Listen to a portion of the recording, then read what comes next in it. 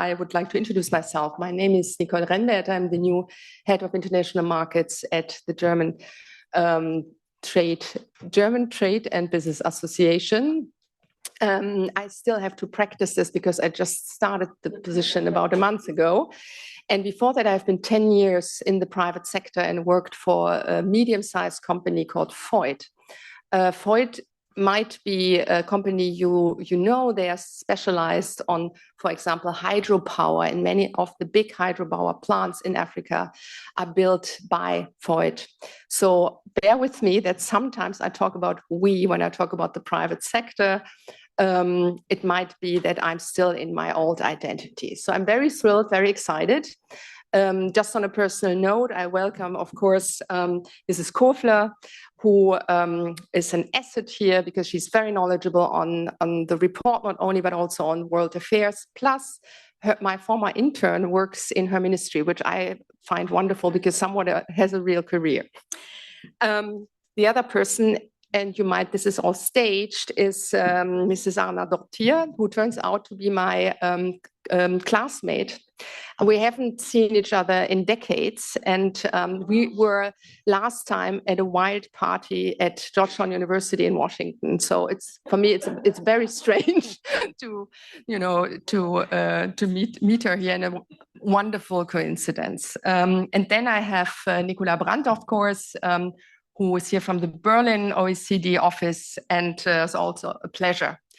And then, of course, we have representatives from SAFRI here as well. I'd like to welcome you as well to this very exciting, interesting report. So, dear ladies and gentlemen, distinguished guests, it is my great pleasure welcoming you here. And like I said, it's my first assignment here to welcome you in my new position. But I'm familiar with the OECD Africa Development Report also through my previous assignment at Voith as the head of government affairs. So during my time at Voith, I did not only get a general idea about the development of our neighboring continent, which is a very exciting and especially for Germany important continent, but also I worked on concrete projects, how to bring young people to develop their working skills, to be, in the modern working world, an asset, and to also benefit from all the, everything this continent brings to the table. This year in the report, we focus on skills, job creation, and productivity. We all know that this issue is key for Germany in various African countries. For example, the company I work for always has an education and training center, and it's usually run by people from the country. There is no expat policy, which I find very smart. But generally, the skills issue stands also for the engagement of German companies worldwide and their commitment to combine business with education, training of skills, and corporate social responsibility. Skills play a very important role also at the upcoming German African Business Summit, and I hope we will all see you there. It will take place from December 2nd to the 4th in Nairobi in Kenya. And for those who haven't signed up or for those who haven't bought a ticket, we still love to have you there and welcome you there. So it would be great seeing you in Kenya. So dear Mrs. Brandt of OECD, I would like to thank you very much for your cooperation. Your team in preparing all this did an excellent job, so thank you very much. Nicolas, if I may say. I wish you all a very inspiring event, a profound discussion, and I thank you for being our guests today. Dear Mr. Árnadóttir, dear Ragnheiður, thank you for being here, and the floor is yours.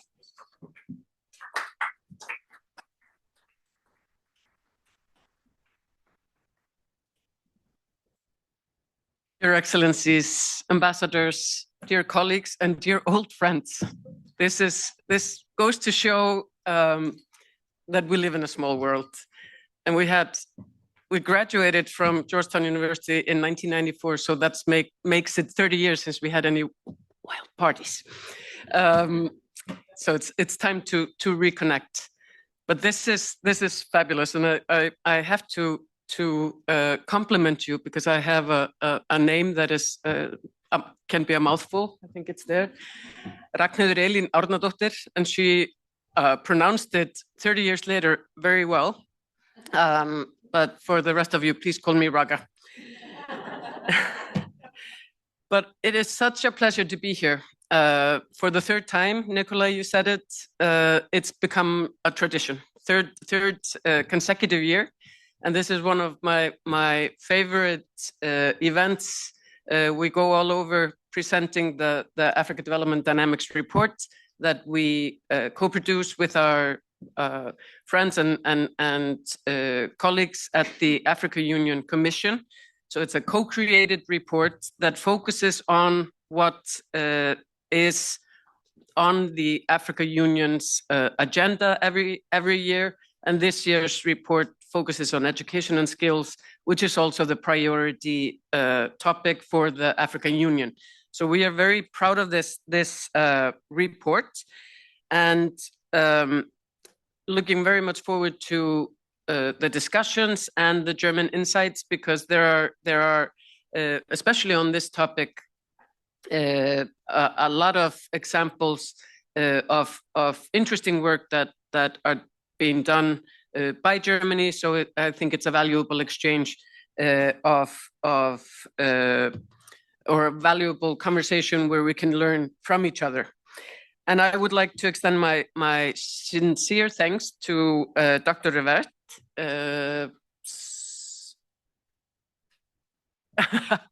sorry, the German Chamber of Commerce and Industry, and Safri for hosting us here once again, and of course to Nicole and her team here at the Berlin OECD office.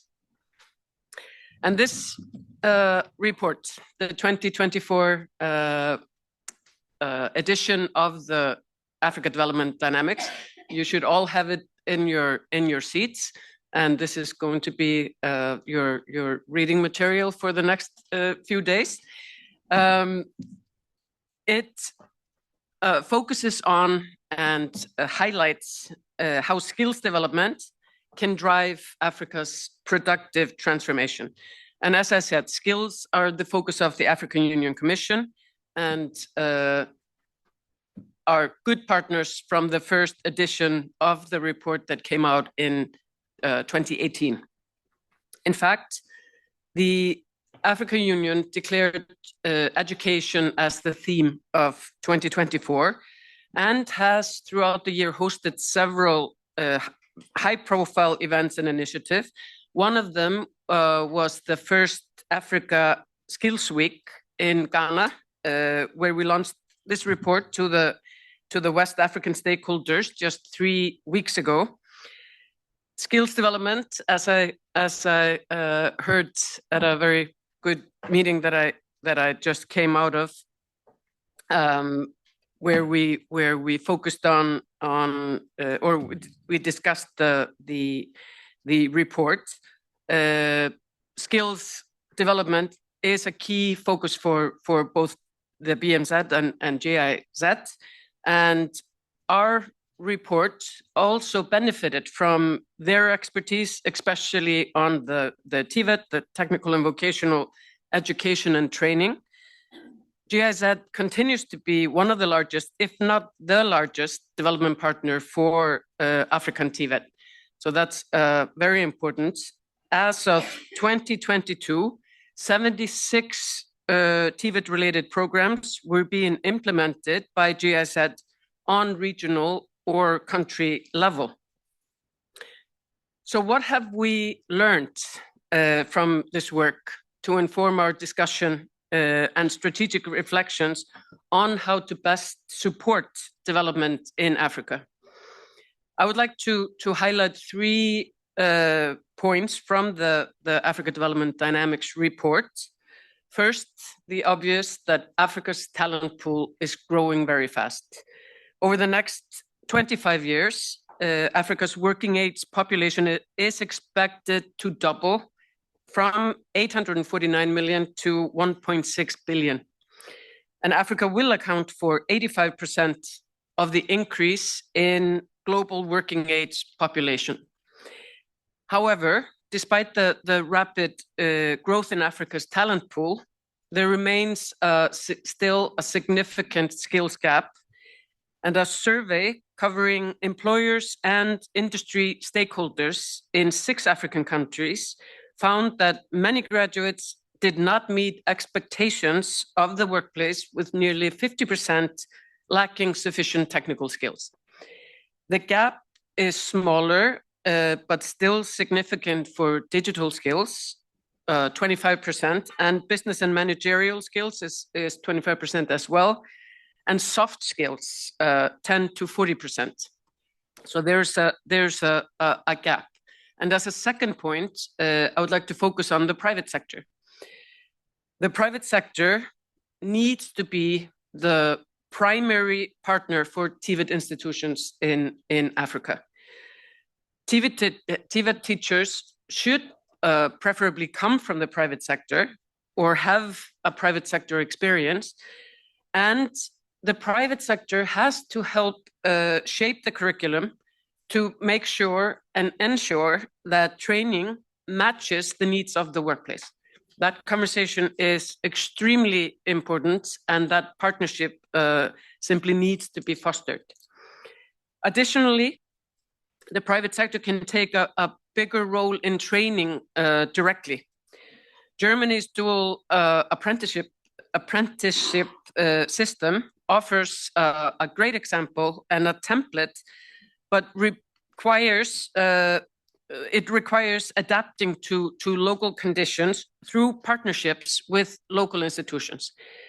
For example, in Tanzania, as of 2019, the dual apprenticeship training system, jointly developed by TVET Institution and the Hamburg Chamber of Crafts, had recruited over 100 companies and completed training for 200 apprentices. So that's very important. And the third and the final point is the continued importance of development cooperation, including from Germany. The GIZ helps African partner countries expand access to skills and shape the transition to decent and formal employment in sectors that are becoming increasingly relevant, such as in the digital economy. Another GIZ initiative is the Digital Skills for Jobs and Income in South Africa. The project aims to narrow the gender divide in the digital economy by offering girls training courses for aspiring drone pilots or taking creative content producers and application developers into the equation. However, to be more effective, international cooperation needs better coordination and stronger monitoring of success and failures. The European Union's new opportunity-driven skills and VET in Africa initiative offers the possibility for GIZ to coordinate with other partners throughout African TVET ministries to ensure that the funds are used where they are most both effective and where they most align with national development priorities. At the center, at the Development Center of the OECD, we see this report as a continuous, it's a tool. It's much more than just a report. We see it as a continuous collaboration that brings the multidimensional approach with internationally comparable data and tailored policy recommendations that, as I can't stress enough, are co-created with our African partners. And thanks to your engagement here, the report has much more lasting impact in Germany and in Europe throughout this good engagement, and we are very thankful for that.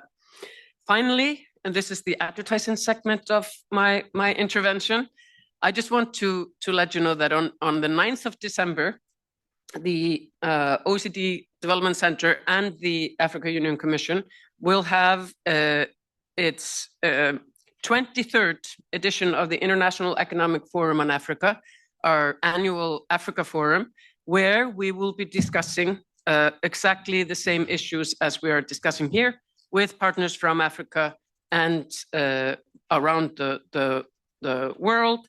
And I would encourage you to attend either on site in Paris. It's an open forum, or virtually as that's going to be possible as well. And the forum will be held in conjunction with the Development Center's high-level ministerial meeting, where we bring together delegations from our 54, soon to be 56 member countries. We have 11 African members soon to be, and we're welcoming the 12th member at the high-level meeting. So there's a lot going on in Paris for that during that week, just to get that correctly.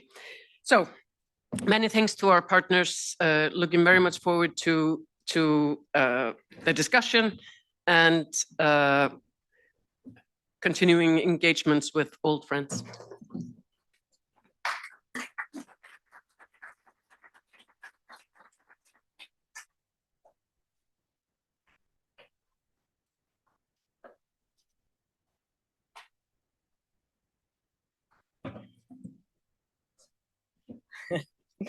Well, thank you very much for inviting me, Mrs. Árnadóttir. I don't know if I pronounce it correctly.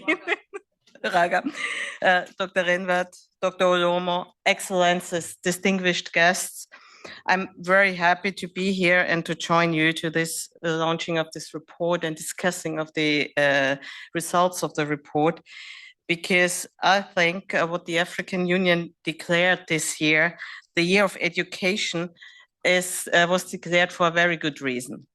We all know through good education and training, the African continent can fully benefit from the immense potential of its young and growing population. So skills, education, training is key. And it is therefore fitting that the Commission of the African Union and the OECD Development Center put the spotlight on skills, jobs, and productivity in the 6th report on Africa development dynamics. And as we all have seen the report, so it's a small little lecture for this week, well, or for the weekend to come. But I'm very clear, and I'm very, very thankful for this report, because the fact, and that's the first important thing, it was pointed out already by previous speakers, the fact that the research is not carried out on Africa, but with African researchers and on topics chosen by the African Union makes the report a highly important and credible source for decision makers on both sides, in Africa and in Europe. And that is also the reason why the German Ministry for Development and Economic Cooperation has supported this report from the very start, and we will continue to do so. We all know that more than 27 million young people every year will enter the African job market, 27 million. What they want, of course, is to find decent jobs, make a living on that, find a decent perspective for their lives and for their families. What do we need to make happen in a globally connected, increasingly digitalized world, characterized by division of labor, and in a time when we need to drive the just transition forward? Well, the report gives answers to these questions, as well as we will shortly hear in more detail from the colleagues at the OECD and the African Union Commission. And I would like to highlight only a few key points here. Well, one point was already mentioned. It comes down to harmonizing supply and demand in the labor market. On the one hand, quality jobs need to be created. Without them, there is no incentive to gain relevant skills and qualifications. And on the other hand, skilled workers need to be trained who can fill in these jobs. And there are two key factors in achieving that. And firstly, and I think that's quite clear, and it also is pointed out in the report and was pointed out by everybody speaking before, the private sector play an active role and play a key role. They are the ones who provide who will provide jobs for skilled workers and have to provide the practical training so to create the skilled workers who fit to their jobs they provide. And there's a lot of engagement in this area going on, and there will also be a lot of engagement further going on, which is supported by the German Development Ministry. I give an example because examples are always the most striking things and the things you remember normally. Well, a few months ago, I've been to Kenya. I had the chance to visit Kenya, and I was able to see myself how this engagement is paying off. The Kenya Ministry of Education has developed a dual vocational training initiative.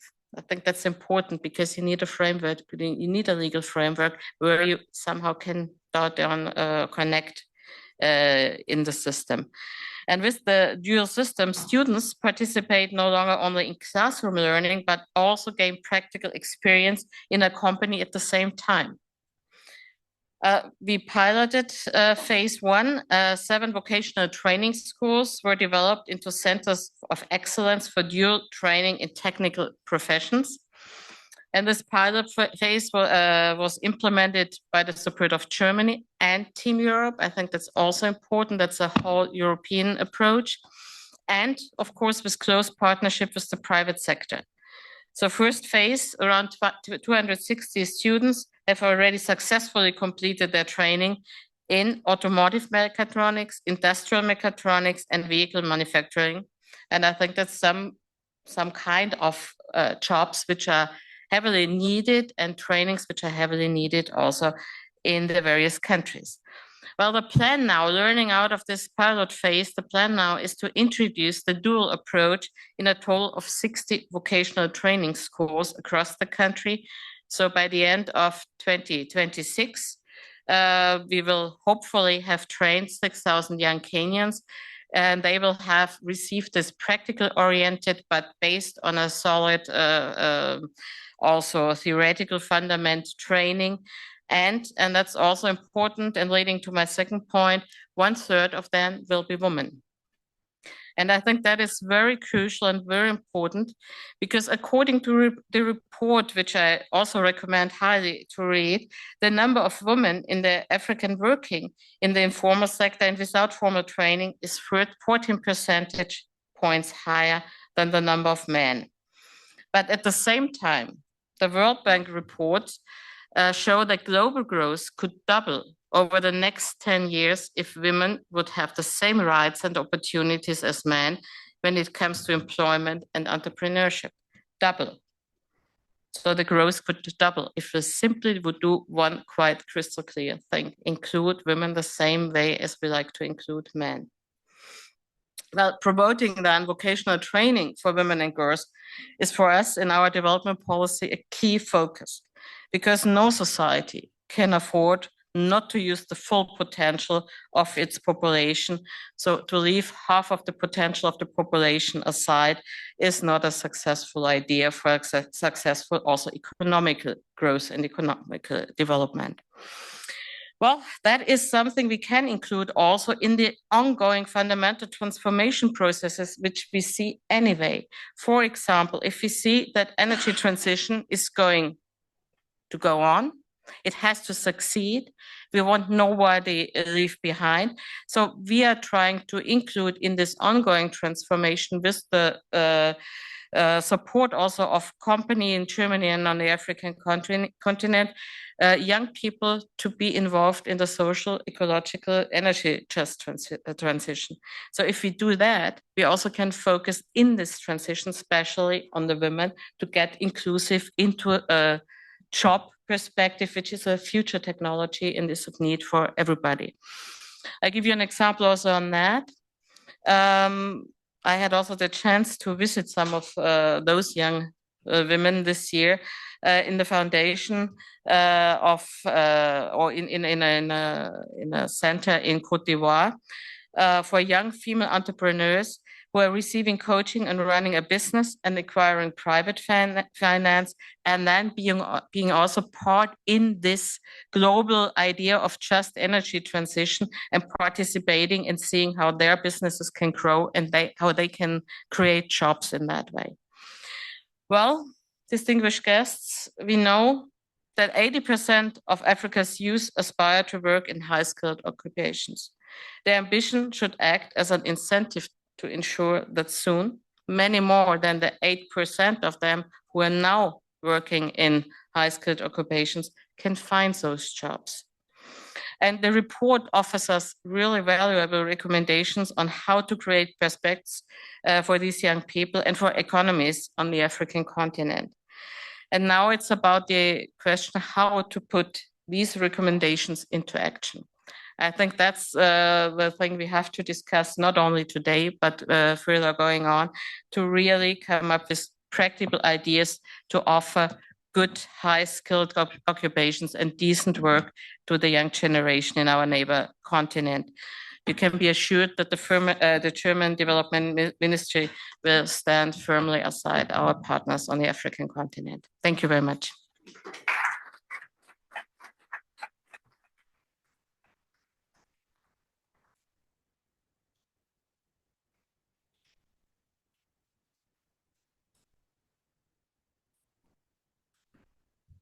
Ambassadors, Your Excellencies, distinguished guests, it's my distinct pleasure to present the Africa's Development Dynamics 2024 report to you. It's my distinct pleasure to co-present with Dr. Patrick Olomo from the African Union Commission. And if we are able to bring him up, yes, Dr. Olomo, Patrick, dear Patrick, we can see you now and the floor is yours. Thank you very much, Nicolas. And can you hear me?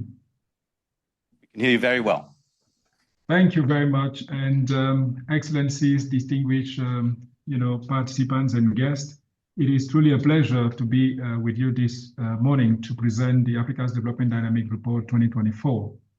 As was already highlighted by the previous speakers that are women, and I would like really to appreciate that because it is women empowerment in action. So for the Africa's Development Dynamic Report, and I think that we might certainly be able to see the slides because I can see them right now. Yes, thank you very much. So the report of 2024 is mainly focusing on one of the most important subjects that the African Union has provided an opportunity to dedicate a theme, as we have said that 2024 theme for the African Union is on skills and jobs. And in that perspective, we can see that the report is fully aligned with the 2024 theme of the year, which is on education and how to make sure that education firmly contributes to productive transformation and to growth as we move forward. Next slide, please.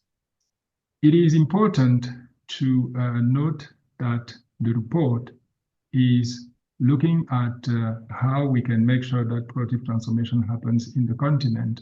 But more importantly, it is, as we already heard from previous speakers, the collaborative approach between the OECD Development Center and the African Union, which has recently renewed their partnership through a memorandum of understanding.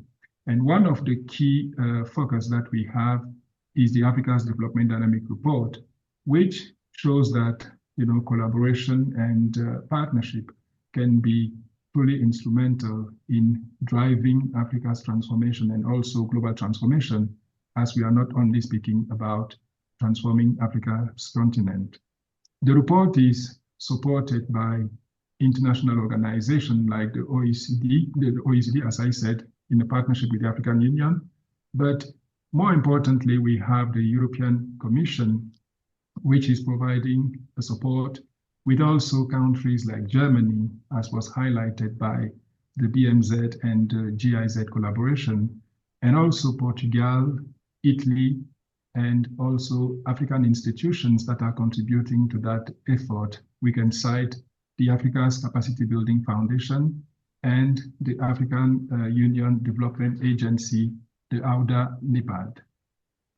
The report also benefited from contribution of professors of African universities, and they have contributed to the drafting of the 5 regional chapters that are in the report, mainly focusing on issues relating to mining in Central and Southern Africa, renewable energy in North Africa, agri-food in West Africa, and digital skills in East Africa. So you can see that the report is truly looking at how we can take advantage of the transformative sectors that are important to drive productive transformation.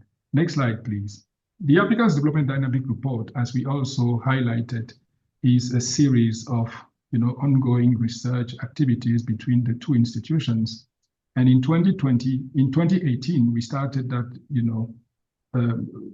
work with the publication of the Growth, Jobs, and Inequality as a theme of the first report. And that report has laid the ground to other productive reports that are highlighted in the slides that is in front of you. We've been working on achieving productive transformation in 2019, digital transformation for quality jobs in 2021. And in 2022, we have looked at one of the most important theme that was relating to regional value chains for sustainable recovery as we were hit by the COVID-19 pandemic. In 2023, we looked at issues of investing in sustainable development. Next slide, please.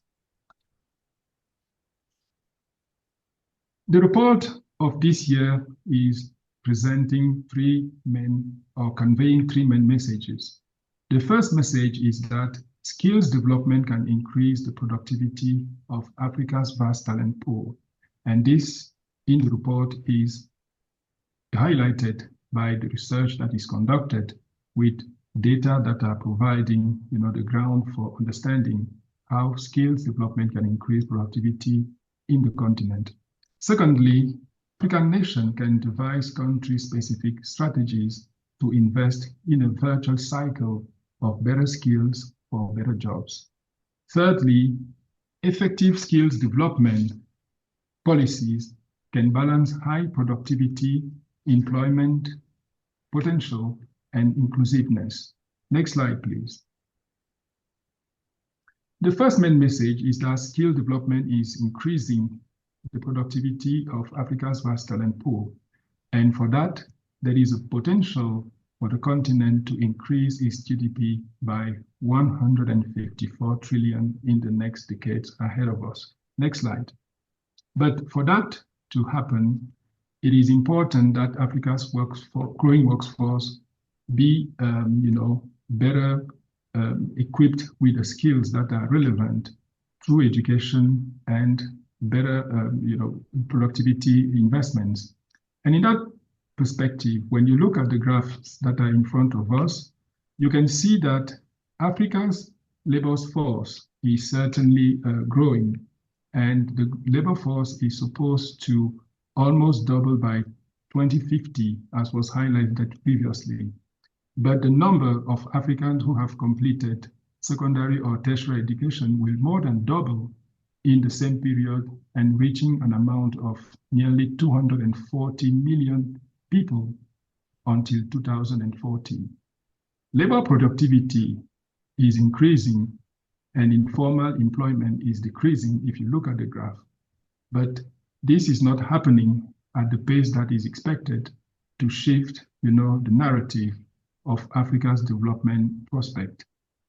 But when we look at the graphs that are showing vulnerable employment, you can see that Africa has the highest level of informal employment, which is approximated by vulnerable employment in the graph that is in front of us. But labor productivity is showing that we are certainly at the bottom of that process, because labor productivity remains very low in all African countries. So there is need to substantially invest in people to make sure that labor productivity grows within the continent. Developing Asia, if we look at the graph, is certainly performing better than Latin America and Africa combined, which shows that investing in people is certainly one of the most important drive to follow. Next slide, please. When we look at the GDP of the continent, you can see that the continent has been the second highest, growing region in the world. But unfortunately, the GDP growth has not translated into the productivity growth, which shows that the continent has not been able to catch up, with its requirements in terms of investing in people and productivity. The graph also shows that Africa's productivity has highly decreased as a share of the US productivity, because when you look at the second graph, just below the graph that shows the GDP growth, you can see that productivity has certainly stagnated as compared to the US productivity, which shows that the continent is not catching up with the global frontier of productivity, highlighting also that there is need for massive investment in skills, jobs, and productivity. The next slide, please, will highlight the fact that when we look at the performance of the continent in terms of universal basic skills, and you will see that achieving universal basic skills brings more benefits to the continent than other regions of the world. Why do we say that in the report? Because there are several factors that are underlining that the continent will certainly, if investment are sustainably made in education, be able to move to the next step of its development. In fact, the economic potential of skills development in Africa is vast. Better skills development starts with better education, as was highlighted before, better education for children and for youth. According to recent macroeconomic estimates, it is showing that the continent can certainly see its GDP increasing by 154 trillion until the end of the century, which shows that there is a high potential. And according to the same data, it is showing that the continent GDP will increase by 24-fold if we have the massive investment that are made compared to the GDP that was, indicated in 2019. So expanding education at any level will certainly pay off for African countries, for African workers, for the next century. But for that, it is also important to note that each additional years of education will increase Africa's learner income between 8% and 11%, with the highest return for the tertiary education level. Next slide, please. However, when we look at the educational quality, we can see that there are major concerns here, because in the graph that we have in front of us, you can see that although the educational level has improved in the overall continent, which shows a positive development, the number of Africans that are aged from 15 to 29 years with an upper secondary or higher education will rise from 28 million in the 2000s to 77 million by 2020. And in that perspective, it means that there is need for more investment, as nearly 23% of the working age population will have upper secondary education, higher education. And when you look at the disaggregated data, unfortunately, you will see that the average numbers of years, even if it has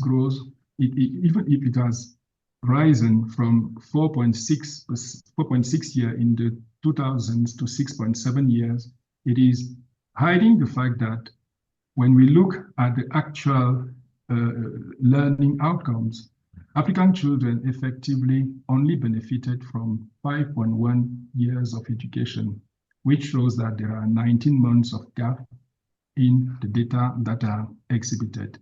And in that perspective, children in Africa also received over 2 years less education than any other regions of the world. You can see that there is truly need for us to massively invest in education. Next slide, please.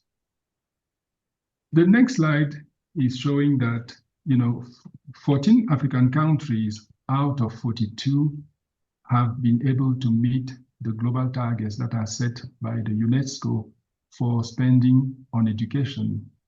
But when you also look at the data, you can see that 16 out of 42 African countries with data did not meet the UNESCO requirements. So you can see that the graph is showing a myriad of the performance of African countries.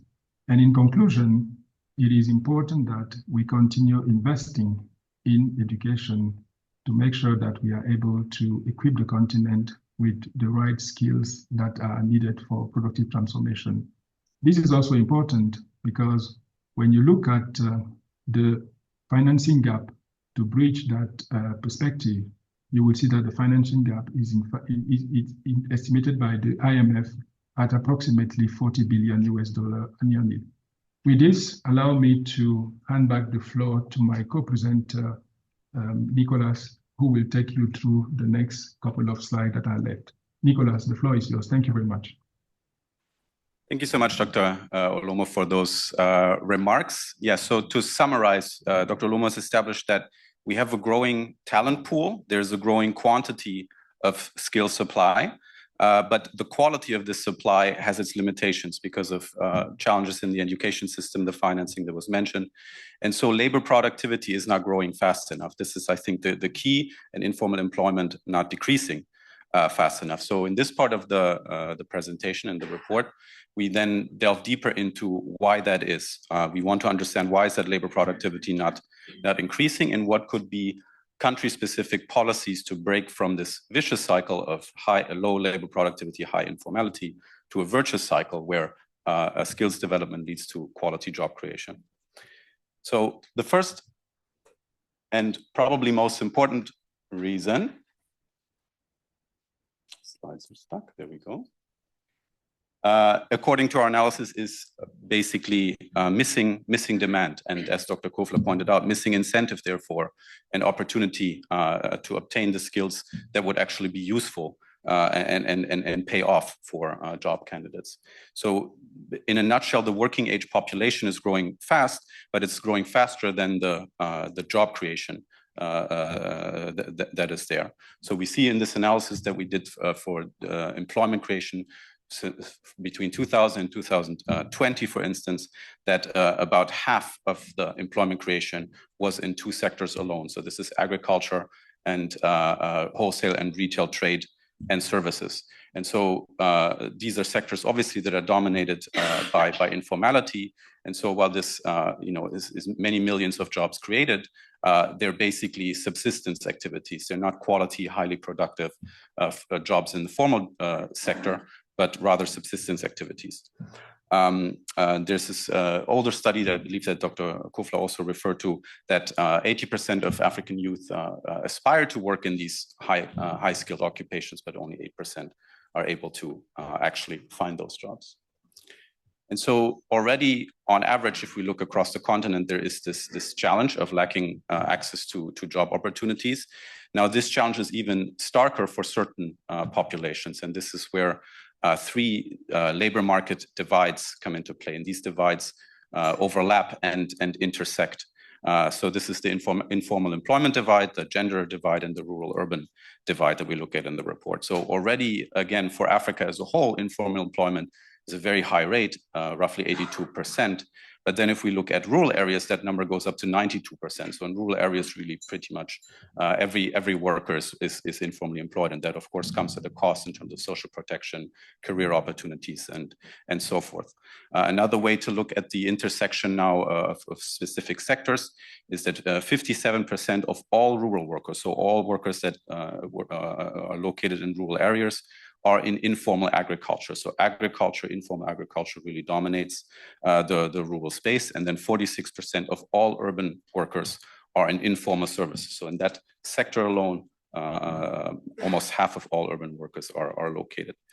And I find this intersection the most striking, the intersection of gender and rural-urban divides, where we find that 45% of urban men work in high-skilled occupations, but less than 2% of rural women. So rural women really at a great disadvantage here.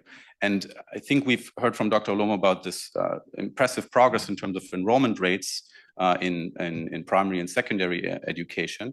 But here as well, we see the higher up we go in the level of education. So if we go, for instance, to tertiary education level, then the gender balance has not been reached. If we go look at the tertiary education level, 0 African countries have reached gender parity there in terms of completion rates in this case. So if there is this lack of opportunity, at least of formal, highly productive, well-paid jobs,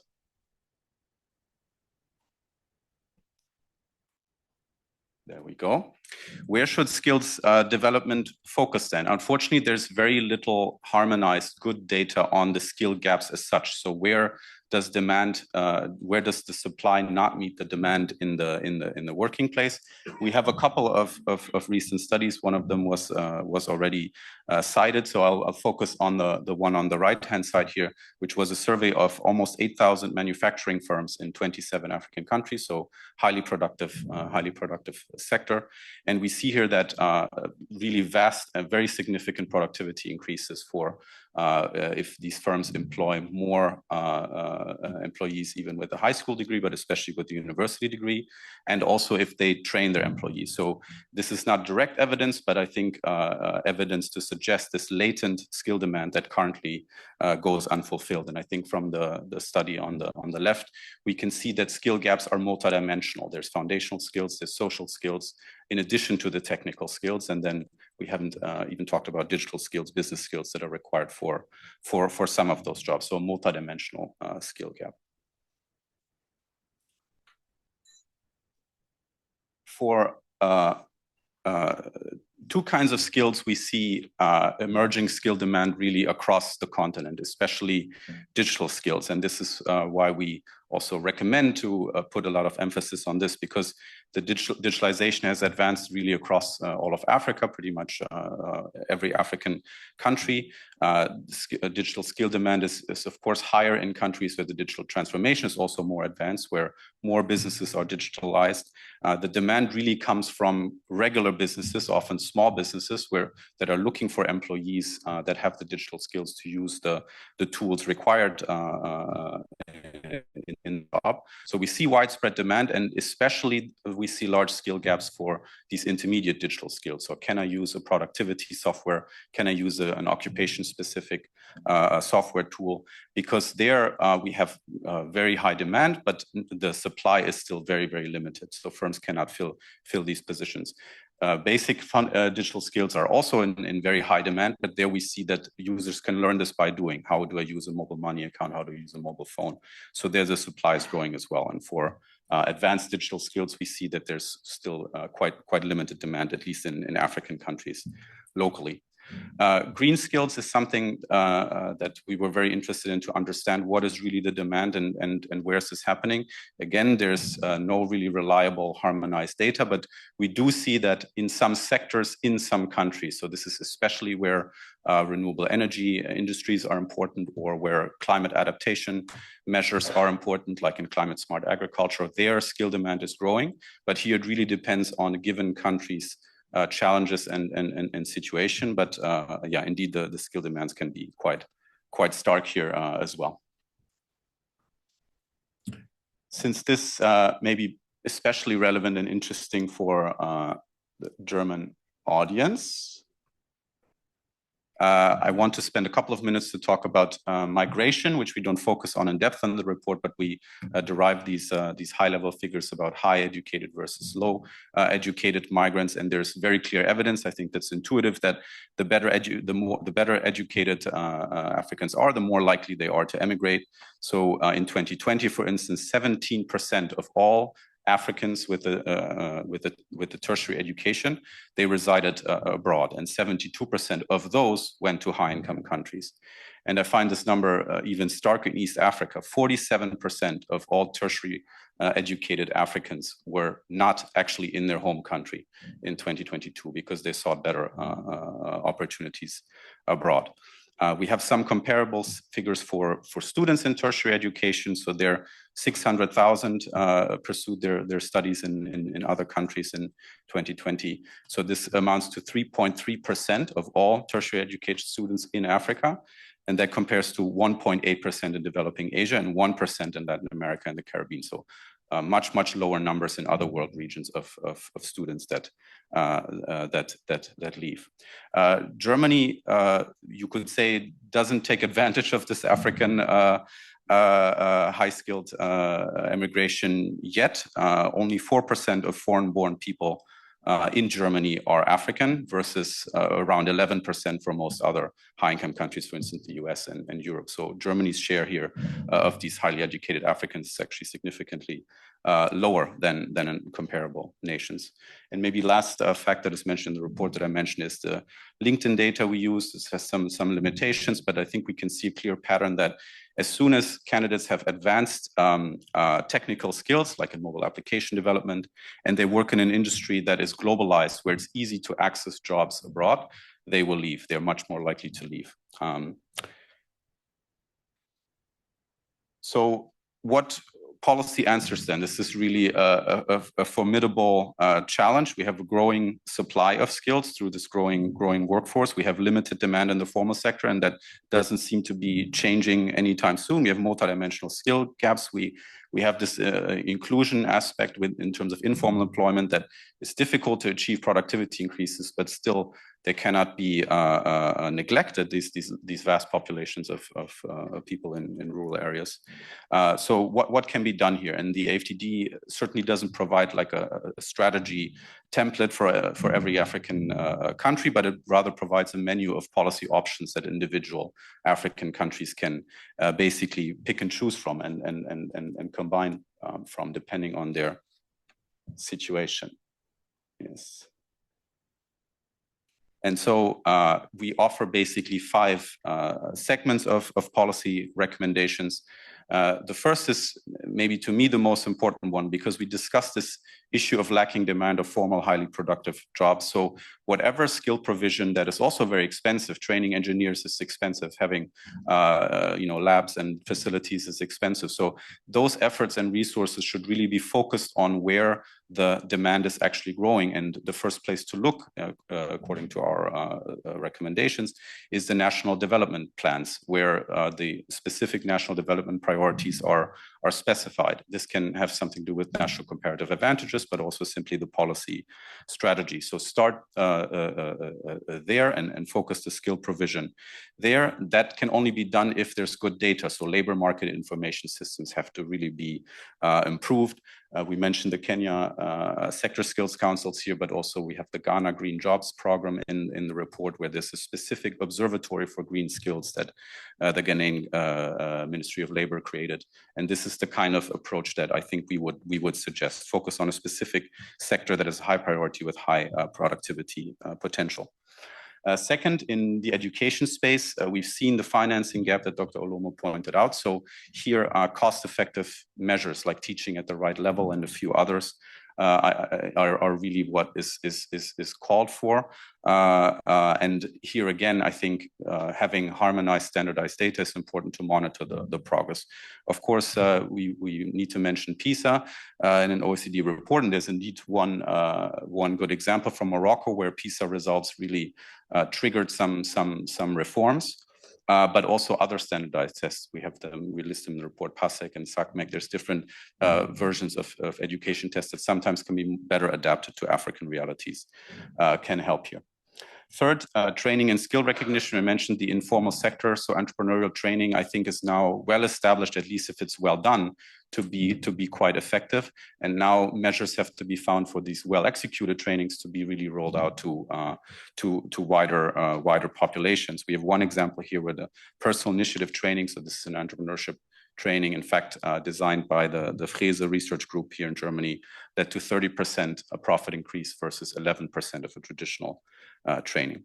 Fourth, TVET, technical and vocational education and training. I think the report sides with others' analysis. For instance, the African Union Commission recently did a literature review on the typical TVET challenges, and TVET needs an upgrade. It needs to improve its reputation from being the second best alternative compared to university career. And in order to achieve that, TVET programs need to actually offer careers and again be oriented towards the demand for skills that is actually apparent in the job market. And here, the Skills Initiative for Africa, the SIFA, that GIZ and KfW have play a strong role and could be mentioned. At the Africa Skills Week, I talked to several stakeholders who reported of these KfW Skills Hub, for instance, in Uganda. There was another one in South Africa that had some good successes. So this is what should be expanded. Lastly, on the regional integration point, I'll only mention regional value chains, because I think here again, where the actual private sector, where the actual value creation goes, is the most promising. So for countries to coordinate on their regional value chain efforts and skills development in that context is what we advise. We have here the Center of Excellence for battery research between Central and Southern African countries that we mentioned as a promising example. As you can maybe tell, there are many more examples and policy recommendations in the report. So do take a closer look. The regional chapters that Dr. Olomo mentioned go deeper into the specific sector. So that's also kind of more practical and illustrative examples. And we really try every year to write. It's a very thick report, as was pointed out, but to structure it in a way that even in a quick read, in a skim read with infographics, with tables, the essence of the information is there. So I very much encourage all of you to at least give it a skim, if not a full read over the weekend.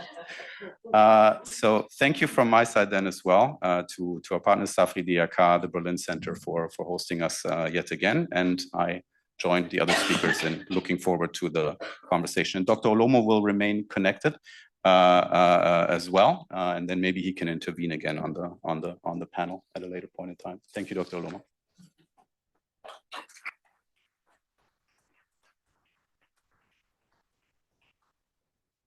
So, and now that State Secretary Kofler, Nicolas, and Patrick have given us all the inputs on skills in Africa, I have the pleasure of moderating a panel of very distinguished guests and experts from the private sector, from policymaking, and also from Africa that can, help us gain more insights into the subjects. So State Secretary Kofler will join us again. I'm very happy about that. Thank you very much. Please, perhaps if I mention you, you just walk on stage and take a seat. We have Minister Councillor Julião Armando Langa from the Mozambican embassy, who can give us insights from Africa. Julia Bellinghausen is the head of the import promotion desk, so helping companies to source from many places, including Africa. And Andreas Henning is co-founder of Adaire Technology Services, so I think doing outsourcing, digital outsourcing in Africa, and we can go into that aspect. And finally, we have Vanessa Wannecke of the Federation of German Industries. So again, a German industry representative. And with no further ado, I'll take my seat and I'll ask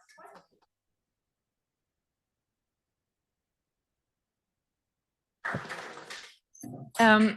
And perhaps State Secretary Kofler, I will, digesting what has been told, what we've been told by you, but also then by Nicolas and Patrick, this an immense opportunity. So how all these young people in Africa that can enter the labor market, contribute to Africa's and indeed the world's productivity on the one hand, but also a situation where many African countries, including Mozambique, have a big informal sector.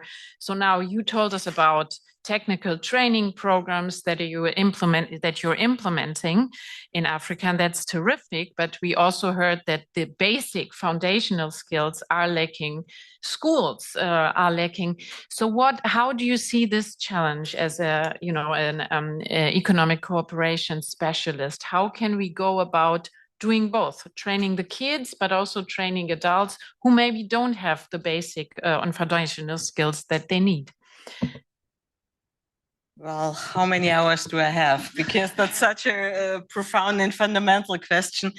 And I really have to say that I cannot answer everything only out of a German perspective, because I think it's very important to see, on the one hand, what the countries themselves can do and provide, and what we also in a cooperation in between different donor countries, if you would call it like that, or in between, for example, European initiatives we can do. So, and it makes sense that not everybody is doing everything in every sector. I'm just underlining that because there are more countries working, for example, on primary schooling than we do from the German side. That's important, but that doesn't mean that it's not important for us. It has to be combined throughout all the countries and the efforts. So we are doing a lot in TVET and technical and vocational training, simply because we are often asked about that. And I think what is important is that we don't fall into a certain trap because we have a certain system working in Germany or Austria or Switzerland. It must work all over because it's quite a unique system. If I think about the three countries we're having this dual approach, there are at least 25 European Union member countries who have a different approach. So we have to have that in our mindset, also in the cooperation with our partners, because the demands are a little bit different in some countries. And you always have to, see how to find a practical solution. So we are trying to support, especially vocational training. And we try to support what is also developed in the countries. That's why I was also focusing on Kenya, for example, on that national plan. But I just had a meeting also with Minister on Vocational Training from Côte d'Ivoire, who was telling me about their strategy on their second chance for people who didn't succeed at university or maybe never had the chance to go to university. So there are various local ideas which we try to support. And there's one thing also, if you've seen the figures, you need, of course, the demand for the skilled workers then, and there's private sector coming into the game, which is necessary. So what we are doing is also support the development of private action and entrepreneurs. We have, for example, programmed, which is mostly well-known, developed PPP, where we do this financing for, I would say, well-established entrepreneurs and SMEs. But we also have developed PPP Venture, which is especially directing to startups, which is very important also. So we have to work on both sides, the development together with the partner countries on the legal framework and on the practical implementation of vocational training centers, but also then work with the private sector to really include those young people in their practical training measures. So, and only with that combination, doesn't matter if it's then 3 years like the dual system in Germany, or maybe 6 months, because it's fitting to the needs of the country where people should work then at the end of the day. So that is only one example of those examples we've got in our portfolio. We have a broad range of instruments at the BMZ, but I just want to identify a little bit some technical points also. Thank you. Thank you very much. And then perhaps to build on this, so Minister Councillor Langa, I mean, you come from a country which actually does have a big informal sector, but although we just said, well, foundational basic skills are in dire need in Africa, you have been able to go against an African trend, and you have actually expanded enrollment in technical and vocational education and training. So perhaps you can tell us a little bit about those successes successes, what you've done, and then also what you intend to do more. And please feel free to also express your wishes vis-a-vis development cooperation partners or the industry in countries like Germany, how they can help make this a success. Thank you very much. I wish I would be able to realize these desires for my country and for my people. And let me start by thanking you all for inviting me here, the organizers. And it's a pleasure for us to share a little bit of what the country have done to be a little bit ahead of very few countries in Africa, as it's reported and as was referred by the moderator. Actually, I'm Julião Langa. I'm the Minister Consul at the Mozambique Embassy, and I'm here on behalf of my ambassador who could not be by health reasons at last time. So I'm here just to fulfill his presence. I hope I will do that.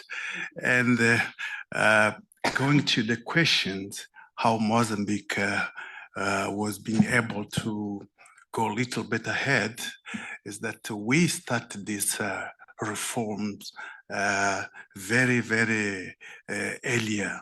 And we started from a lower point of TVAT enrollment. And what we did, it was before we were focusing on expanding the TVET, which we often refer to professional technical education in the higher education. Our mission has been to guarantee that young people access to the technical courses and degrees that allow them to pursue well-paid and rewarding job opportunities. Then we passed several laws since the foundation of the Commission of TVET reform in 2005. Then notably the vocational education law in 2014, that among other reforms or achievements was implemented, the National Professional Education Authorities. We recently updated this law through the Educational, Vocational Guidance and Training Act. These reforms have contributed to the 6% increase in TVET enrollments between 2008 and 2018. Was mentioned in the reports. Yeah? The programs, or to build this success, we have recently switched our focus to the quality of professional and technical education, and specifically to the market orientation of such program. To do this, we always count with support from the World Bank, BMZ, GIZ, and Africa Foreign, if I'm not mistaken.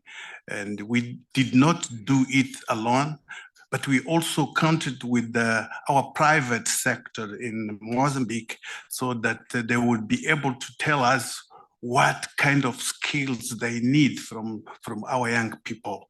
And then we combine it in the flexible program that would allow our government, our strategy to meet all these objectives in one program, taking account that the formation or the education of our students, our young, must be guided through what the market needs.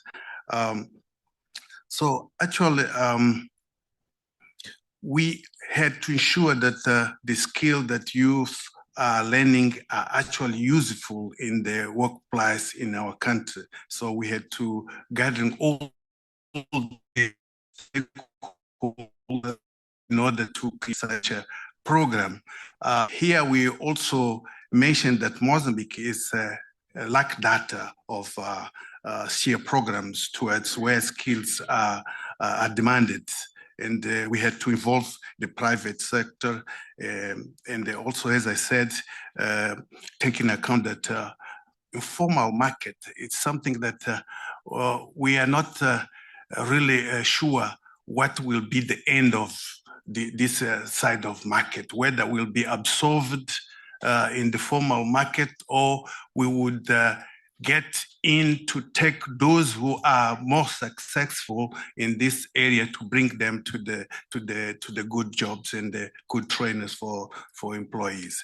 So this is what really we did to be where we are now, but also we have to increase the number of TVET qualification endorsed by the private sector from 35 to almost 86 people or jobs. And we also placed program like Emprego Mais, which means more employment, yes. And we also had other programs supported with the partners that I said before. This also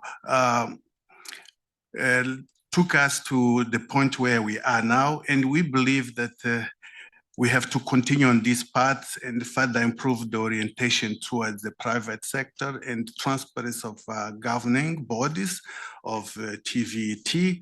And these apply to national bodies like ANEP. ANEP is an institution in Mozambique which guide or oriented the technical and vocational education and the others.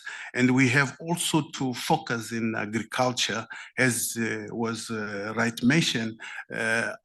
Mozambique, it has like 70% people linked to primary area of education, fishing, and other activities. But here, really, we need to improve also our basic skills so that the people in this area can catch this wave of improving productivity and other skills that is needed to improve the sector. So also we have in this area, when we talk about agriculture, where most of our people are, we have this consequence of climate change that we have to look at it and create and skills and the capabilities of people to face these challenges, which is not easier if you don't have a basic knowledge of what have to be done to be resilient on it. So the government is on it. So let me summarize it saying, actually, you didn't tell me how long I have to. Well, we can also, you don't have to say everything now. We can take more, you can intervene later. So thank Please. you very much. Let me summarize saying, first of all, we had to reform the TVET in the involving long-term process as we limited by overall economic development and the low pace of changing institution. And secondly, the support from partners, like I said, the World Bank, BMZ, GIZ, European Union, and other, but it has been aligned with our national development strategies to more effectiveness. So thank you very much. Perfect. Thank you very much. And now, Vanessa Vanikes, we've heard that cooperation with cooperation partners, cooperation agencies like GIZ and the World Bank is important. But we heard that a country with a large agricultural sector and a large informal sector like Mozambique can actually expand the quantity and perhaps also the quality of technical and vocational education and training. Now that's, as the State Secretary said, of course, the brand almost of German industry, dual apprenticeships. So I would like to hear from you, is there more that can be done for presence of German industry in Africa? And when you are there, what can you do in order to help with local partners, local industries, but also the governments in Africa to develop that kind of training, perhaps including the basic and foundational training elements that are needed as well, as we heard? Yeah, thank you very much.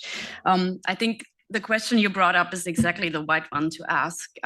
It's for German companies, like we already heard of Freud as an example, they know it will pay off in the end if they offer vocational education and training for their employees and also for the local ones, of course. The question that comes before that is, how do we get more German companies to actually enter the markets? And we have some really good instruments in place in Germany. For example, export credit guarantees, we have investment guarantees, we have Germany Trade and Invest with their market access program. And it's really helpful that we have this, but of course, we can always do more. What we would like to see is having development cooperation and foreign trade promotion work more closely together. And what's the basis that is sometimes lacking, what we hear from companies is a basic trust. For example, the supply chain law that we have, some companies think it's an expression of mistrust, so they always have to prove first that they're doing it right. And then when it comes to entering new markets, it comes with high risks. And then some companies might not actually go. That's something that we see, and then once the companies are there, I think offering vocational training is something that they know it will pay off, and then they do that, and that's why, of course, they enjoy a high reputation. And so that's just a few aspects where we could do more. Offering guarantee schemes more intensively could also help. And and then if I go into a little bit more detail, it's about fair tender procedures. So for example, especially in the infrastructure sector, we have KfW financed projects where German companies face very strong competition with BRICS countries, especially China, of course.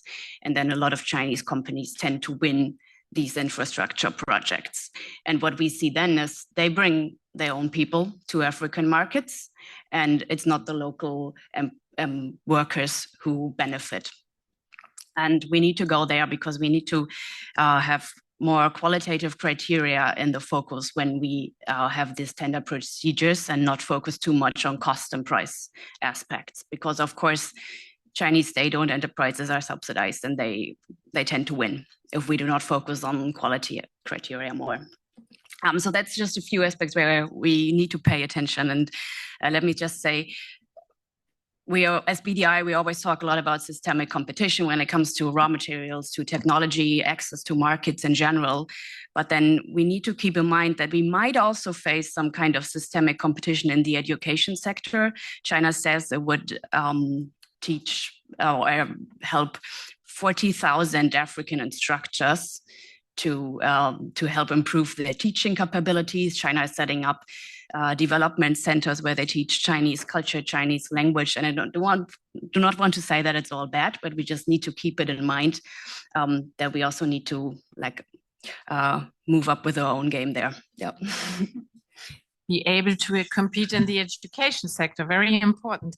Yeah, Julia Bellinghausen, so you basically help companies source in many countries, but including in Africa.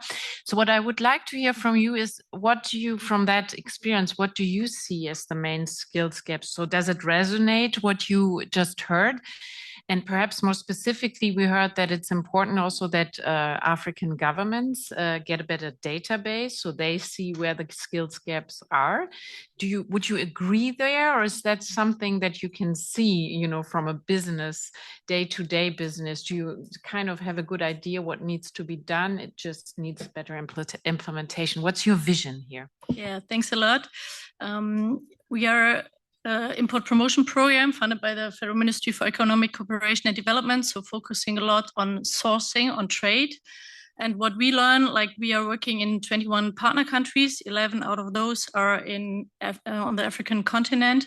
We are supporting more than 400 exporters there. And so the private sector, they are seeking a lot good stuff, like in the medium and high education level, starting with English speaking stuff. When we talk about our French speaking countries, if you want to trade, if you want to export towards Europe, you don't want to focus only on France, so you have to diversify. And there it's already a lag, like to find English speaking stuff.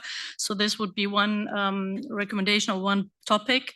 The rest is a lot of capacity building. Talking about our sectors, we are a lot in the agricultural sector, so it's about sustainability, it's about the supply chain law and all these topics. We have a trade academy, and we also support institutions in the countries, so export promotion agencies, chambers, etc., with training of trainers to support a broad range of companies and of staff giving trainings, etc. We will hear a lot about the ITO sector we are working in. So yeah, I see a lot of potential there, like in the digital sector in this segment. And yeah, what we learn or what we see is that yeah, it's really, really important to create skills in topics like, you know, when we talk about the food sector and food safety, quality control, this is lacking a lot. And this is also what the importing companies tell us, like whether they like have a bit, you know, what Vanessa already said, like the shortage of, okay, shall we start in this sector? Shall we, and in these countries, shall we import from there? Because it's a bit challenging to, yeah, have the whole value chain, the traceability, etc., to control all this. So it's really needed to have good staff on the ground that knows about all this. And this is what we try in the sectors to, yeah, train the people to get good stuff.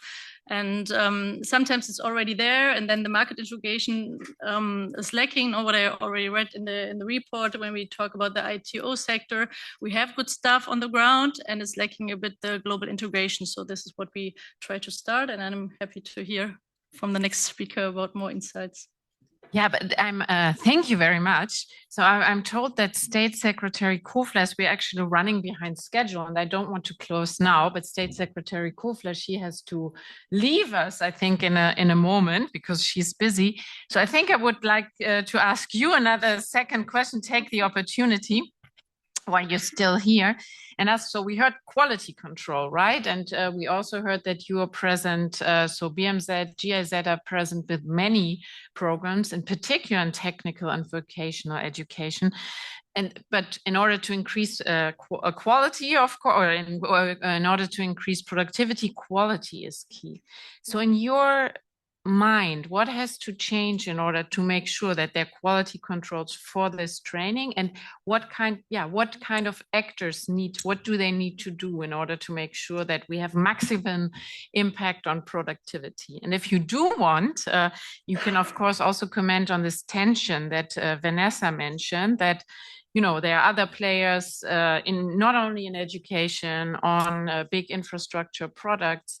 And of course, what Europe can offer is also high sustainability standards. But what's the right way to implement those in order to be a good partner that can compete with others? That's also, once again, the $1 million question. Well, I'm doing it with an example because I was just coming back from Asia in that time, Vietnam and Cambodia, not on the African continent, I perfectly know. But you were asking about professional school and quality, what is needed there.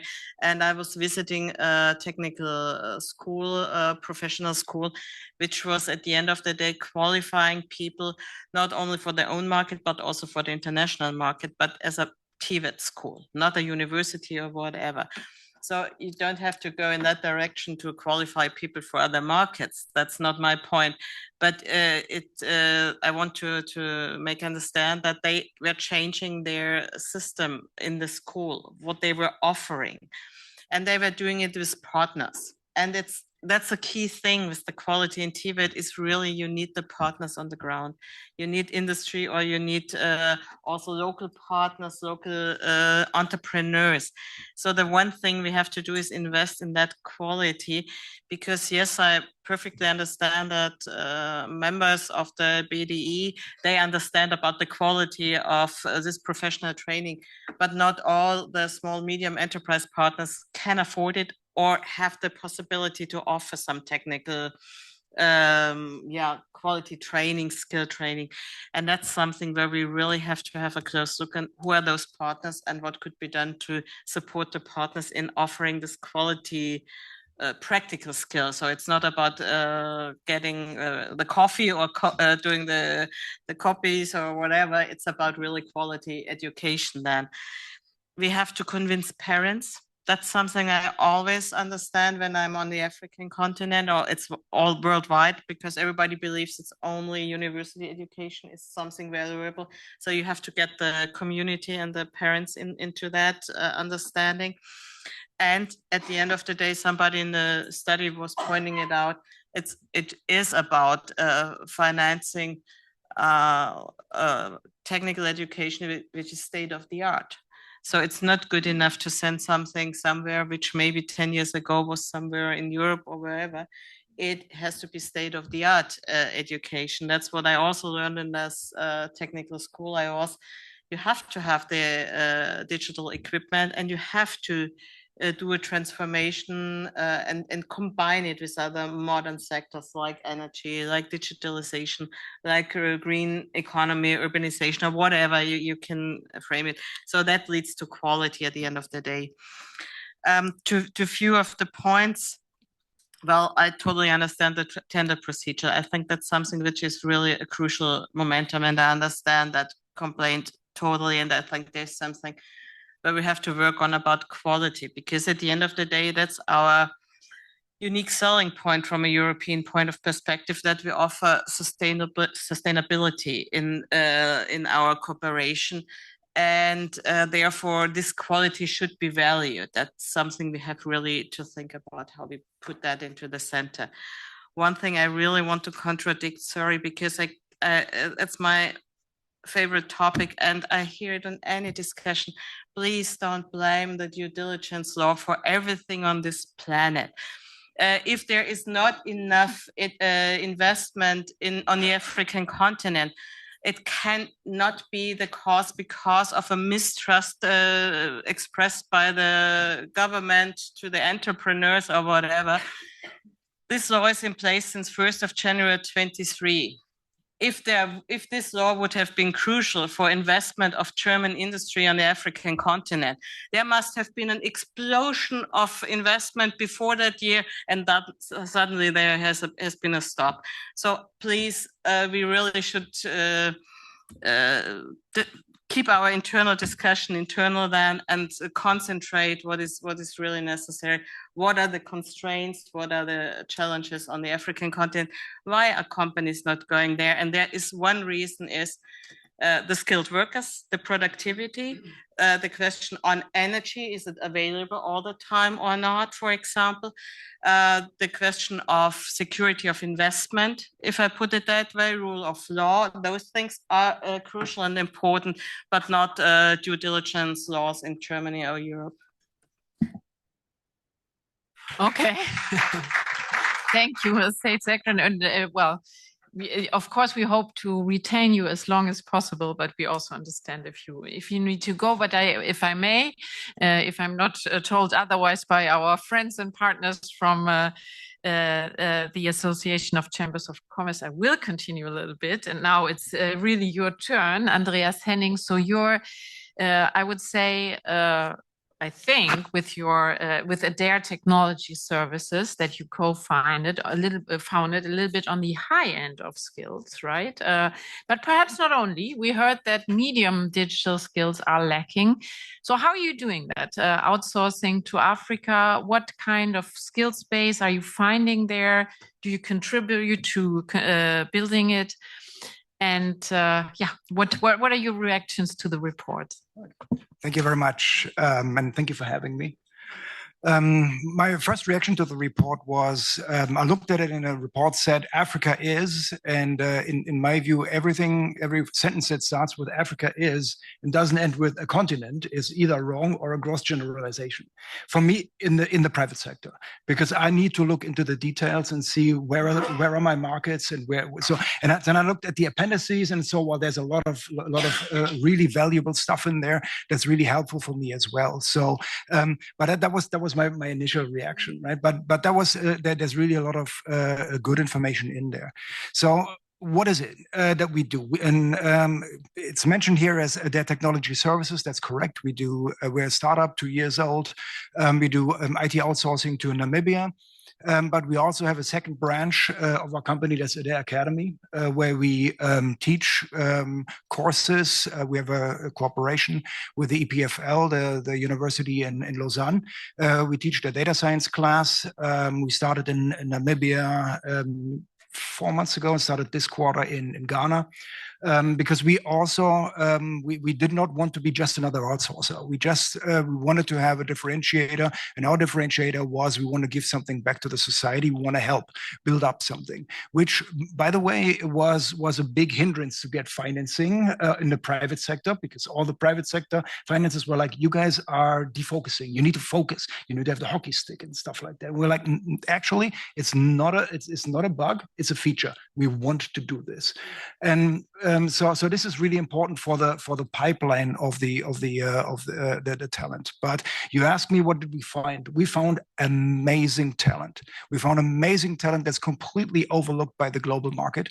And the one thing that we didn't see at the moment is a skills gap, but an experience gap.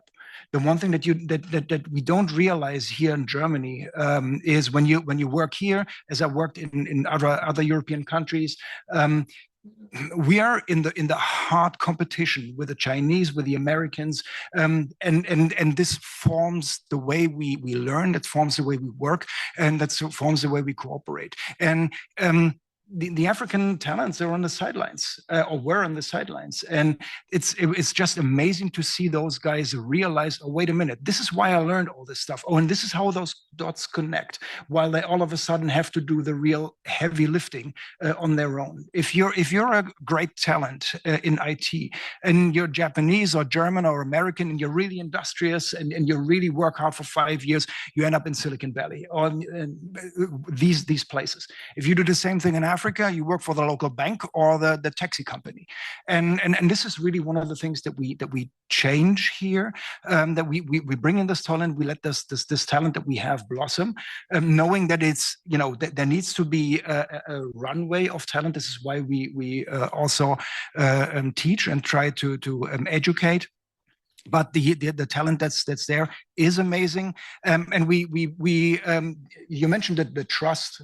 And so we bring a couple of corporates now that have never been to Africa. Can't mention the names, but we brought them to Africa. We do the IT for them, and those guys were going there with shaky knees, and they were like, they looked at my co-founder and me, who've been in the IT industry for, I don't know, more decades than I want to admit. And they looked at us and like, we know you guys can deliver. Can you deliver from Africa? And we said, yes, we can deliver. And this is why they're there. They're not there because they have real tough business problems to solve, and they trust us that we can solve them, and we bring in the talent of which we realized, yes, they can. The African talent can solve those problems. That's really fascinating, and I have 2 follow-up questions. It's great. So if I understand correctly, because I thought you might be working distantly for companies that are here, or you also bring companies, or you work with companies that are in Africa, and then you provide the IT service. Okay, it's only North South. Okay, and then I want to come back to something that was in the report and was mentioned by the State Secretary, which is the gender gap. And so you're in a sector, of course, that's dominated by men, but we heard if we brought more women into this, if we sort of equalize these opportunities of moving into productive sectors. We might, what was it, double global growth or something like that. So do you also see, you said you saw great talent. How about African women? Are they there in that sector, or do you see more potential to bring them in? Thank you for that question. That's one of the biggest headaches that we have at the moment. We wanted to do exactly that. We wanted to bring in more women. I worked with in the outsourcing sector for quite a while with India. Most of the times where you have, if you look at the development teams, they're at par. You've got 50% women there, because in India, it's for women, it's the way to get out of their barriers that they have around them to go into IT, where there's basically no limits of what they can do. And we don't see the same thing in Africa. We have very talented women on our team, but we have not found a way how to be on par, men and women. But then again, as I said, the talent is amazing. We started with a corporation this month, and where those guys started the pilot with one of our ladies. And before the project started, they're like, well, actually, we're not sure if we need her that much. And look, we only charge you the hours that you works. And last week I had the call where like, can we have the more than we actually contracted her for? Right. So it was only halftime, which is one of the secrets here, to be like, okay, let's try it out. Very low touch. Let's see and see yourself how good the talent is, and they can't get enough of her. So the talent is there, men and women. It's just that we don't see this like I saw this in India, where it's already there in the culture of IT, that men and women are basically in the same amounts. Okay, so there's a lot of potential. So from that invigorating statement coming, I don't know, I think I have a little bit more time, coming back to Mozambique, perhaps. So Mozambique, we said, we heard before, is more of an agrarian economy, and you have a very low rate of engineers, one of the lowest rates of engineers per capita in African, compared to other African companies. And where would you say, where does this skill gap hit? Where is it most important? And then also, what is Mozambique? What can Mozambique do about this? How can you participate in the successes of Ghana and Namibia here, for example, in the IT sector or elsewhere? Thank you very much again.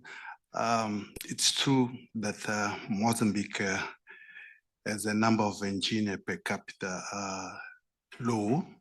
There is fewer than 45 engineers for 100,000 people in our country.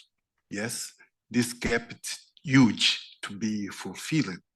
And however, this does not imply that we simply need to handle a great number of engineers' degrees, because this is a very sensitive area of our economy. Engineers takes long time to finish the all levels and the curriculums that traditional has been imposed or agreed it. So often higher education is in engineering is expensive, and we have to balance the resource need of primary schools, secondary, and the tertiary in line with the development impacts. So therefore, engineer training should focus directly in those industries where demand for highly skilled engineers is higher. So our goals should be that for local and international cooperation that cooperate in Mozambique no longer have to import engineering talent from high-income countries. The private sector can also work in collaboration with the national authority and sometime development partners. One example of it is in the extractive industry. In the extractive industry, several exchange of training initiatives now exist, including extending academic and the NMET. There's a private sector there driving the formulation of the curriculums, the programs, and the other education and training institution that equip engineers and workers to the rate of work on the requisite or requirements. And they also analysis of the skill training in Mozambique. TVAT institution, companies to international standard and goes on the oil and gas industries to identify any existing gaps. They have been involved on this process so that we can just fulfill the gaps needed in such kind of industry. Let me here explain that in Mozambique, we have this in very high education needs from market, but before it was in construction sector. And after we had these natural resources, we start need the market call for engineering, for mining, for gas, for other new sectors that we have been discovered lastly. So our effort was just to fulfill these gaps in this specific sector, but this takes time. So we are going slowly creating new programs, new curriculums that can respond to demand from the market. And for this area, we have been benefit from the support, the partners that I have said before. So this is the strategy that the government has been creating to fulfill the gap. And also we have been support as a government many students to go abroad and having education and formation just to fulfill the future and need gaps from the market. I don't know whether I will. Perfect. Thank you. We're still running behind schedule, but I also started, I think, almost half an hour late. So I would take, I feel entitled to some more time. I would take questions from the audience if anybody has something they really wanted to ask the panel. Or I also realized that we're standing between you and lunch, so I don't want to outdo it. But I'll give you a little bit of time, and we'll ask Vanessa one more question so you can gather strength. Because Vanessa, you rightly, of course, pointed out competition from other partners, and you said, well, you know, Chinese companies, they come in, they bring their own people. So that sounds like it wouldn't be even attractive for African partners to work with them. But then you said, well, they also establish education centers like Adaire does. So there's a little bit of a tension here. So how do you see perhaps the role of European industry, the unique selling point with which you could come into the market and compete?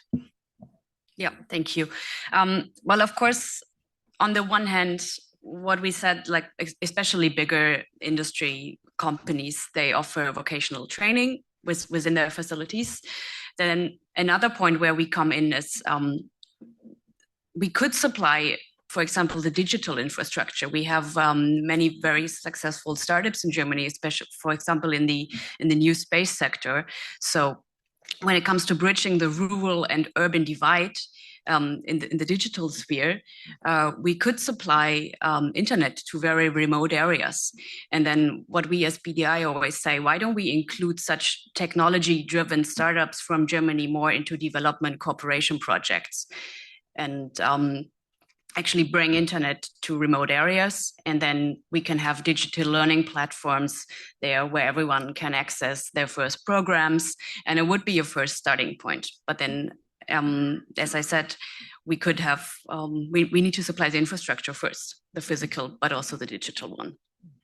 And yeah, that's for some companies, of course, it's an issue to actually enter the market because, of course, it comes with risks. But then if it will be politically supported in development cooperation, it might actually be an incentive. Yeah.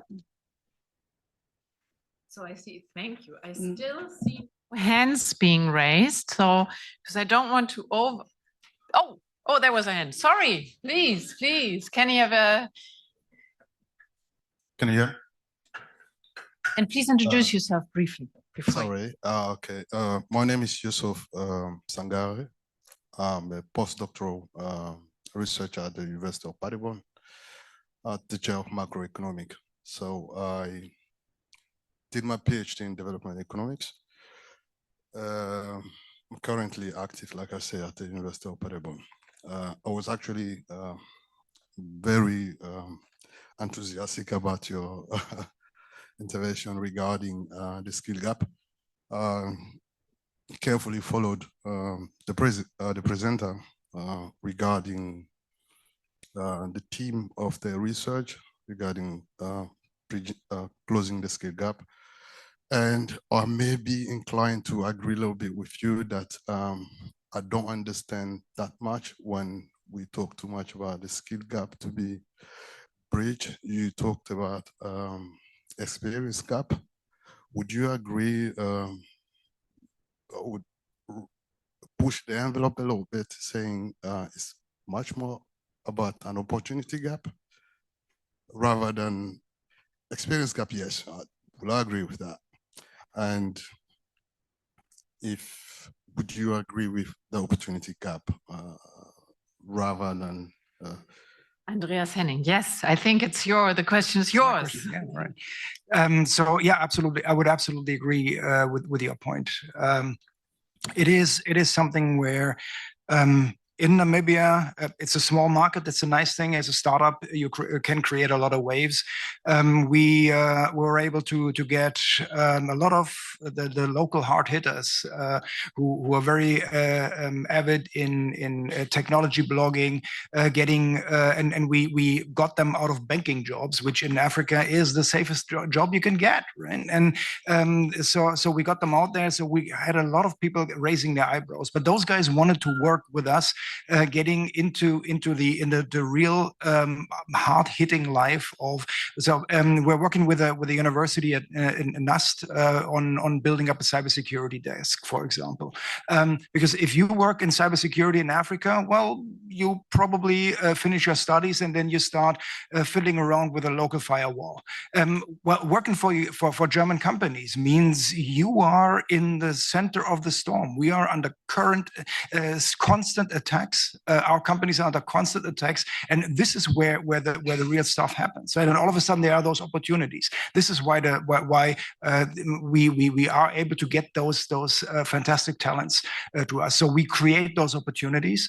And hopefully bridge this gap, this trust gap, where people in Europe will realize, oh, wait a minute, actually those guys can do it. So more people will follow through, follow us, which then also gives more opportunities and builds more role models. I think that the skills part is really very fundamental. But the other thing that we need in Africa are role models. I want to be like him. I want to be like her. And that's a featured senior software architect that's globally recognized and is working in Windhoek. Right? I want to be like her.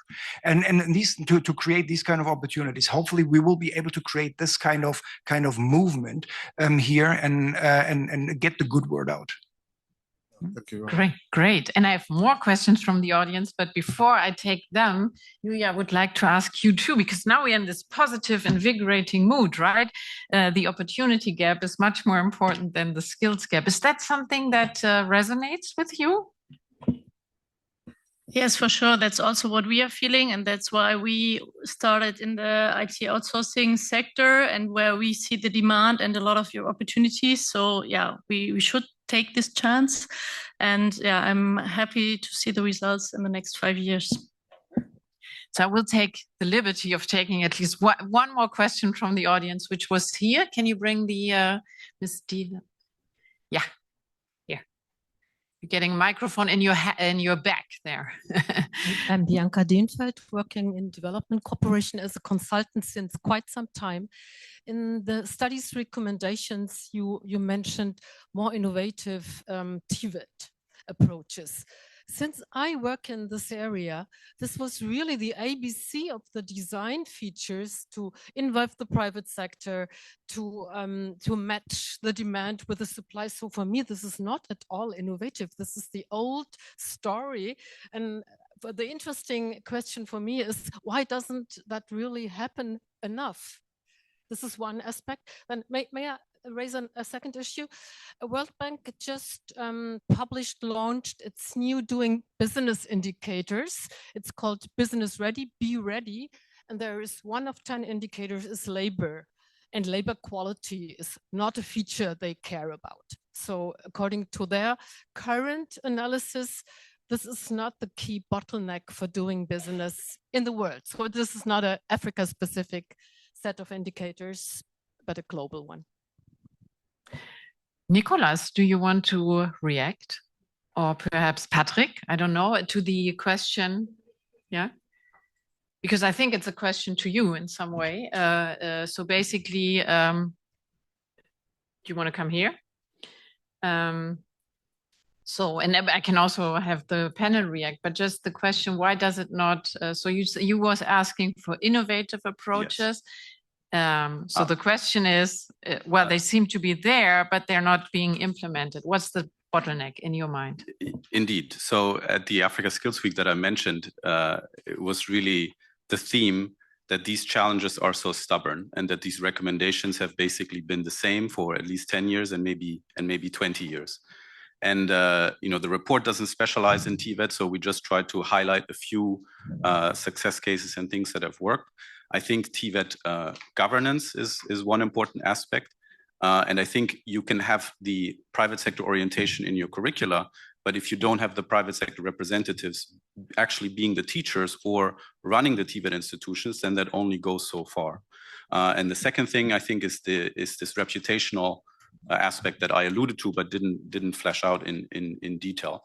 So I don't think it boils down to simple marketing or something like that, but it is really about changing the entire culture and mindset and dynamics of these institutions from being boring, second-rate, outdated, government-affiliated institutions to cutting-edge, modern, exciting programs. And this is, of course, easier said than done, but I think with this participation of the private sector, where there's an actual relationship building over time, and with maybe offering also not overhauling the curriculum, but having entirely new curricula, for instance, in the cultural industries, in sports and media, can help here. So far, we only have individual ad hoc examples, and some of them are mentioned in the report.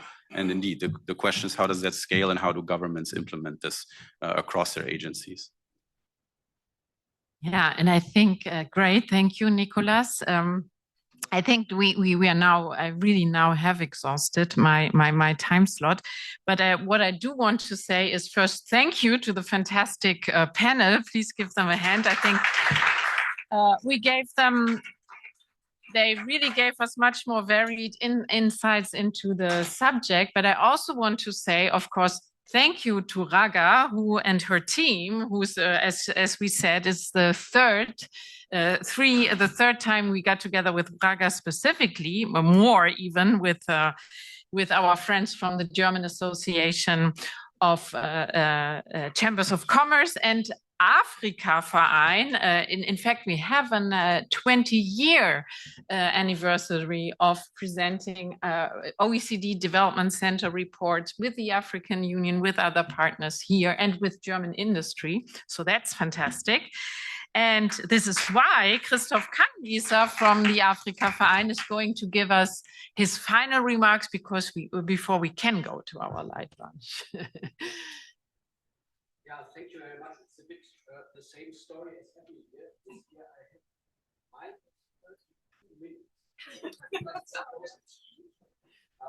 which is, of course, an invitation to keep it short, because this is the expectation of everybody. And you can be sure that I take care that the light lunch won't get cold.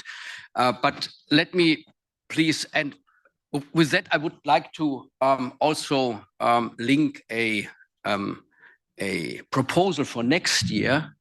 It is that I have the opportunity to make the opening instead of the closing. Thank you very much, Heiko Schwiderowski, for being positive about that. Two things. First of all, I would come back, because it's necessary, to the due diligence question. Because, and it's a privilege for the one who closes that nobody can contradict. And that's why I would like to say that it is not about blaming due diligence regulation, but it is about lobbying and advocating for doing the right things, which pay off and which have leverage. And I'm convinced that private investment, that investment in skills and also in labor mobility with Africa, and between Europe and Africa, pays off more than BAFA questionnaires.